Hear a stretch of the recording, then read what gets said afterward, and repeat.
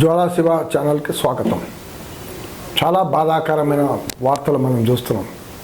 మన ఇండియన్ డెమోక్రసీలో ఒక పెద్ద ఆట నడుస్తుంది. బిఎల్ఓలు చనిపోతున్నారు, ఆత్మహత్య చేసుకుంటున్నారు, ఒత్తిడి వల్ల చనిపోతున్నారు. 16 మంది Maharashtra, MP, UP, west Bengal, తమిళనాడులో చనిపోయారు. కేరళలో కూడా ఆ రకంగా ఎఫెక్ట్ ఉంది. ఆత్మహత్య ప్రయత్నాలు కూడా చేస్తున్నారు. చీఫ్ ఎలక్షన్ కమిషన్ ముందు మొర పెట్టుకుంటున్నారు, బాబు మాకు డెడ్ లైన్ టైం పెంచండి అని, మా పని ఒత్తిడిని తగ్గించండి అని. ఏంటి ఈ బిఎల్ఓలు? ఈ బిఎల్ఓలు ఏంటి? వీళ్ళ ఆత్మహత్య, వీళ్ళు చదవడం ఏంటి? రైతుల ఆత్మహత్య మనం విన్నాం. ఇప్పుడు బిఎల్ఓ అంటే బూత్ లెవెల్ ఆఫీసర్స్. అంటే ఒక 1000 మందికి ఒక బూత్ లెవెల్ ఆఫీసర్ అనేది నిర్ణయిస్తారు. ఆయన లోకల్ అంగన్వాడీ ఉంటాడు, లేకపోతే టీచర్ ఉంటారు, లోకల్ వాళ్ళు ఉంటారు. వీళ్ళ డ్యూటీ ఏంటంటే ఇంటింటి వెళ్ళాలి, ఫామ్స్ ఇవ్వాలి. అక్కడ కాబోయే ఓటర్స్కి ఫామ్స్ ఇచ్చి వాళ్ళందరూ మళ్ళీ ఫిలప్ చేసిన తర్వాత మళ్ళీ పోయి కలెక్ట్ చేసుకోవాలి.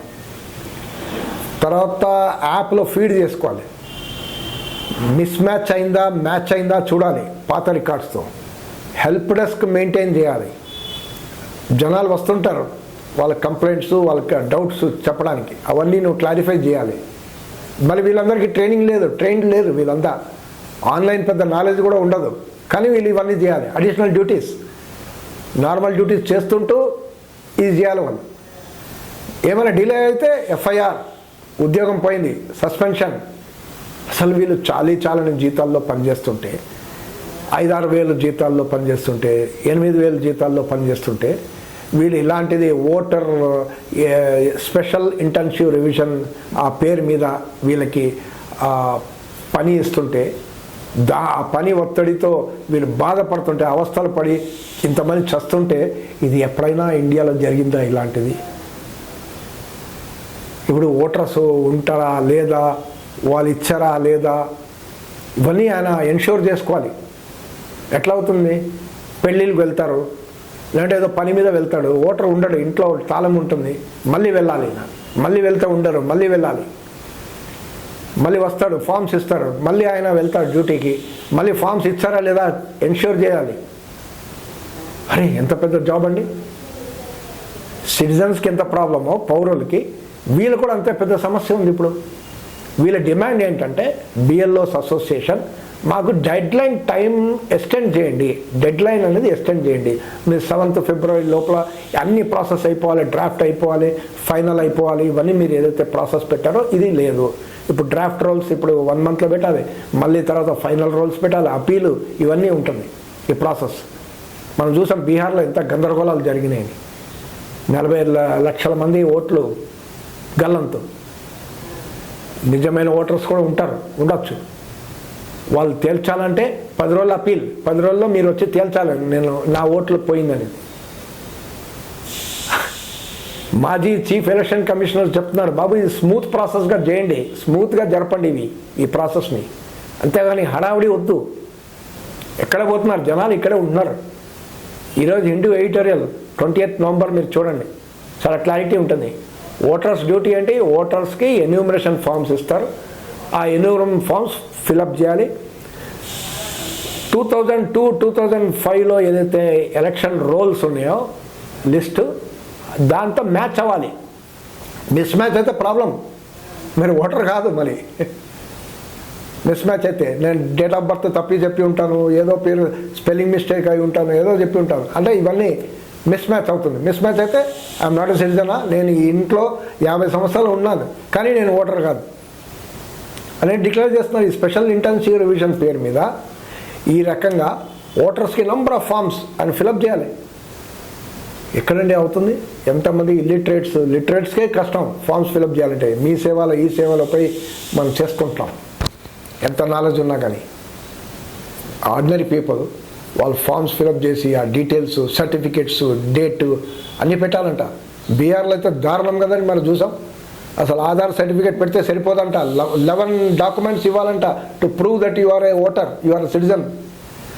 దాంట్లో మీ తల్లి తండ్రులు వాళ్ళ మ్యారేజ్ సర్టిఫికేట్ కూడా పెట్టాలంట, వాళ్ళు ఎక్కడ మ్యారేజ్ చేసుకున్నారు ఎక్కడ వెళ్ళలేదు. అంటే ఎంత దారుణం అండి. ఈరోజు మ్యారేజ్ డేటే తెలియని వాళ్ళు చాలామంది ఉంటారు, వాళ్ళు మ్యారేజ్ సర్టిఫికేట్లు కావాలంటే ఎట్లా అవుతుంది? ఇండియాలో ఎక్కడ ఉంది మ్యారేజ్ సర్టిఫికేట్లు? ఈ ప్రాసెస్ సుప్రీంకోర్టు వచ్చి లేదా ఆధార్తో చేయండి అని జోక్యం చేసుకొని చేస్తే కొంత ఒక ఇది వచ్చింది ఊరట. కానీ ఇప్పుడు రెసిడెంట్ ఓటర్ ఇప్పుడు నార్మల్ రూల్, ఎలక్షన్ కమిషనర్ కానీ సుప్రీంకోర్టు కానీ మీరు కానీ మేము కానీ ఆల్రెడీ ఏమనుకుంటాం, నార్మల్గా మేము ఇంట్లో ఉన్నామంటే I'm a voter by default I'm a voter, అంతే కదా. నేను ప్రూవ్ చేయాల్సిన అవసరం లేదు, ఐఎమ్ ఏ ఓటర్ అండి, నేను ఇన్నాళ్ళు ఇక్కడ ఉన్నాను, ఐఎమ్ ఏ ఓటర్. కానీ లేదు, ఇప్పుడు ప్రూవ్ చేయాలంటారు, ఓల్డ్ రికార్డ్స్తో మ్యాచ్ అవ్వాలంట. ఎంత రిస్క్ అండి. చాలామంది ఓటర్స్ కూడా ఓట్లు పోయే అవకాశాలు ఉన్నాయి. ఇప్పుడు ఒక అమ్మాయి పెళ్ళై వచ్చింది, ఒక భార్య ఇంటికి 2004 తర్వాత, ఆమె పేరు ఉండదు రికార్డ్స్లో, ఇప్పుడు నమోదు చేయాలి కదా, ఆ రికార్డ్స్లో మ్యాచ్ కావలేదు కాబట్టి మీరు తీసేస్తారా? మైగ్రెంట్స్ ఉంటారు, నేను కొద్ది రోజుల కోసం బయట వెళ్తున్నాను పని చేయటానికి, కానీ నేను ఇక్కడే నివాసిస్తున్నాను, కానీ బయట వెళ్తున్నాను పని చేయడానికి. అదే రకంగా బయట ఉన్నవాడు ఇక్కడ వచ్చి పని చేస్తాడు. మరి ఏంటి, ఎవరిని మీరు ఎట్లా తేల్చాలి? నేను బయట వెళ్తున్నాను పని చేయడానికి, నేను ఇక్కడ వచ్చి ప్రూవ్ చేయాలి ఓటర్ అని, ఈ ఫామ్స్ అన్ని ఫిలప్ చేయాలి. నేను వెళ్ళేదే 10,000 జీతాలు, 7,000 జీతాలు, 8,000 జీతాల కోసం బయట వెళ్తున్నాను. నేను వచ్చి ఇక్కడ ఫామ్స్ ఫిలప్ చేసి మిమ్మల్ని ప్రూవ్ చేయాలి, 11 ఇన్ని సర్టిఫికేట్స్ ఇస్తూ ప్రూవ్ చేయాలి, నేను నా పేరు వచ్చేటట్టు నేను చేయాలి. అంటే నాకు టీఏ ఇవ్వరు, డిఏ ఇవ్వరు, నా జీతాలు అక్కడ ఇవ్వరు, 4 రోజులు అక్కడ లేకపోతే నా ఉద్యోగం కూడా వెళ్ళిపోతుంది. హైర్ అండ్ ఫైర్, నువ్వు 4 రోజులు డుమ్మా కొట్టే తీసేస్తామంటారు యజమాని. అంటే నా జాబ్ని కూడా రిస్క్ తీసుకుని వచ్చి నేను ఇక్కడ వచ్చి ఇలాంటి పని చేయాలి. That I'm a Indian citizen prove చేయడానికి.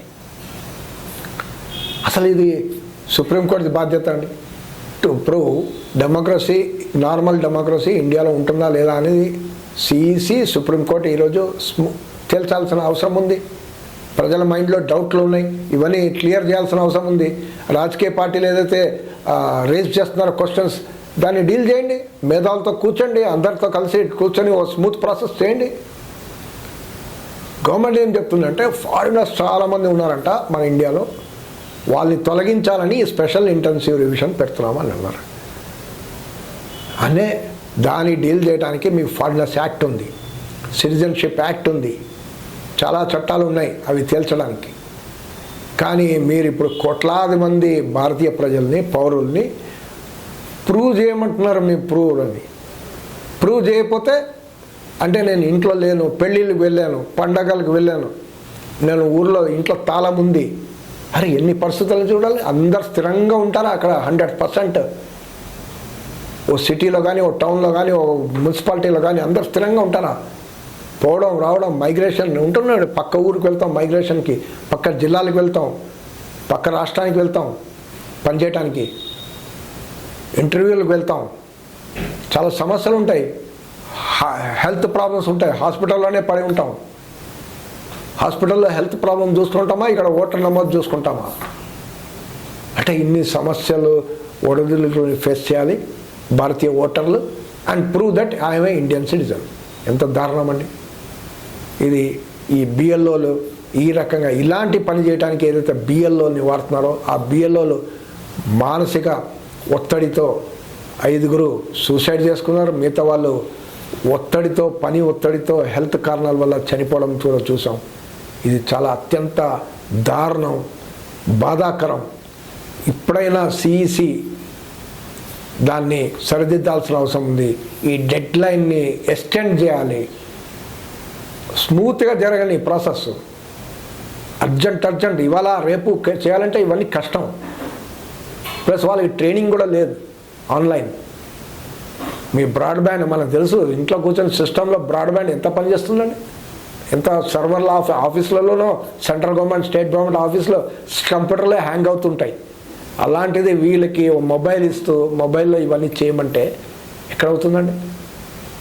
సో ఈ ప్రాసెస్ని చాలా సిస్టమేటిక్గా చేయాలి. అందరు కలిసి కూర్చొని సుప్రీంకోర్టు, సిఈసి, పొలిటికల్ పార్టీలు, మేధావులు, సిటిజన్స్ వీళ్ళందరూ కూర్చొని ఒక ప్రాసెస్ని డిసైడ్ చేసి ఆ రకంగా ముందుకు పోవాలని కోరుతున్నాం.